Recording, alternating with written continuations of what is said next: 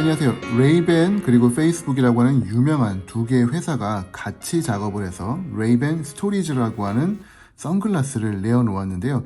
2021년 9월 출시가 되었습니다. 지금 저도 베스트바이에서 구매를 해가지고 집에 지금 배송 중인데요. 다들 아시는 것처럼 페이스북은 AR을 이용한 메타버스 쪽에 지금 열심히 들어가려고 하고 있습니다. 2020년도였었나요? 아리아라고 하는 프로젝트를 만들어서 증강현실 선글라스, 증강현실 카메라를 이용을 해서 사람들을, 유저들을 모두 넘겨가겠다라고 했었고, 어떤 의미에서는 이 안경이 이 레이벤 스토리즈라고 하는 게 이 단계로 넘어가기 위한 중간 과정이 아닐까 그렇게 생각을 합니다. 요 선글라스 일단은 좀 두렵죠. 네, 양쪽에 500만 화소의 카메라가 2개가 들어가고요. 마이크가 총 3개가 들어갑니다.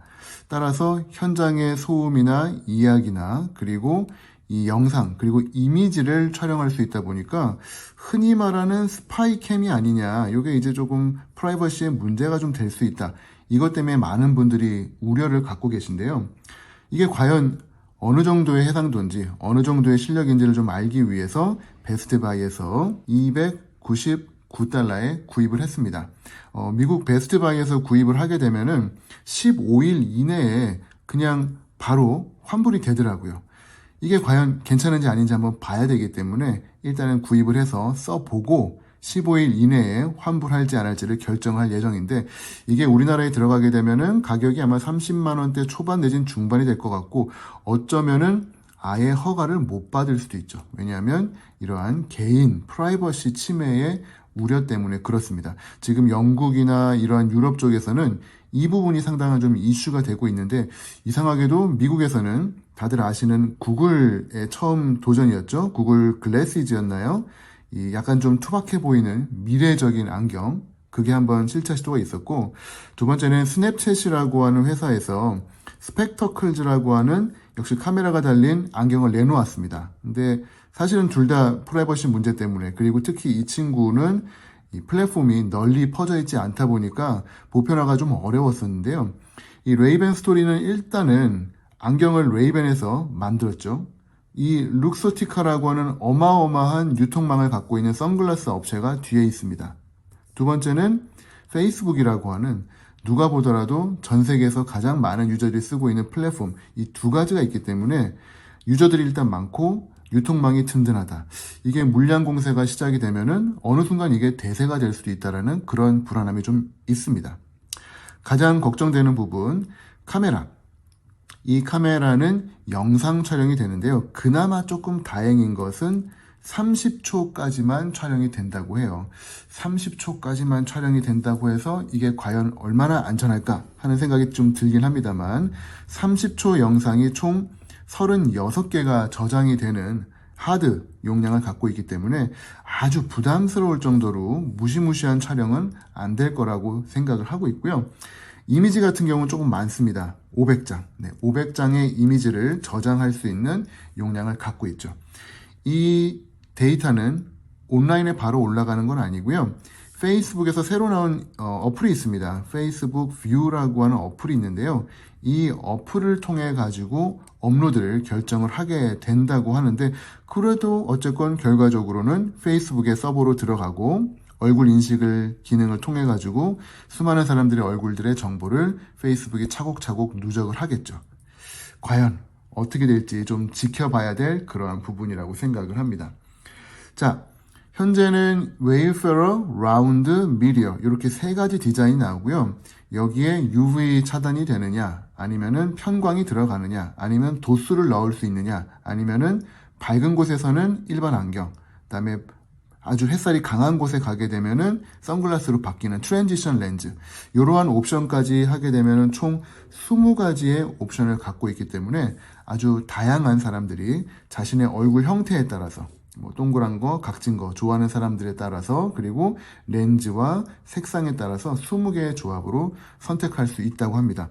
몇 가지 옵션이 없었던 글래시즈랑 스펙타클즈랑은 일단은 좀 시작이 다르죠. 그래서 혹시나 하고 좀 기대를, 이번엔 좀 다르지 않을까, 그렇게 좀 기대를 하게 되는 것 같습니다. 이러한 촬영 외에도 전화 통화가 가능하거든요.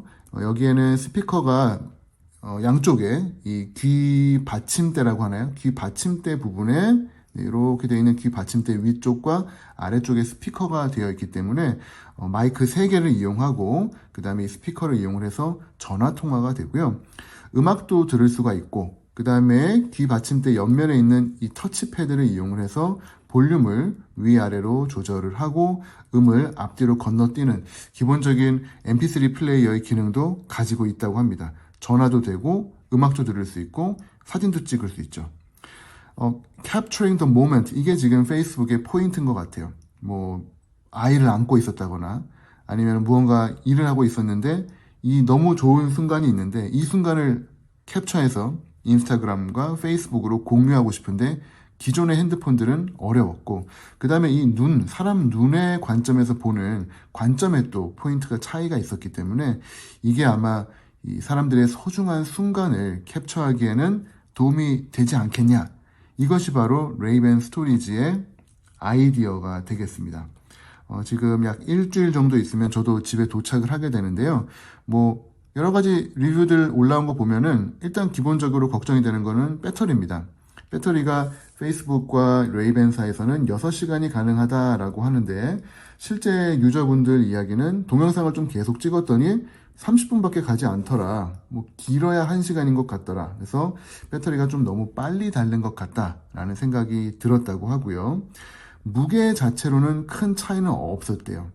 기존의 레이벤 선글라스에 비해서 불과 5g 정도밖에 무겁지 않기 때문에 이 정도면은 큰 차이 없이 선글라스로 쓸 수 있겠다라고는 하지만 배터리가 워낙 작기 때문에 이 케이스를 들고 다니면서 수시로 충전을 해야 되는데 그게 또 번거롭다는 거죠. 선글라스 케이스가 충전 포트가 되기 때문에 이게 들고 다니는 어려움이 되면은 또 사람들 사이에 인기를 못 끌 수가 있다라는 우려가 좀 있는 것 같습니다.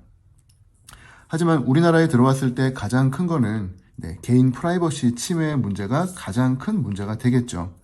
어찌 될지는 잘 모르겠습니다. 일단은 좀 사용을 해보고 이게 얼마나 확산될지를 좀 판단을 해야 될 필요가 있을 것 같은데 아주 좀 기대가 되는 새로운 도구라서 덥석 구입을 해놨습니다.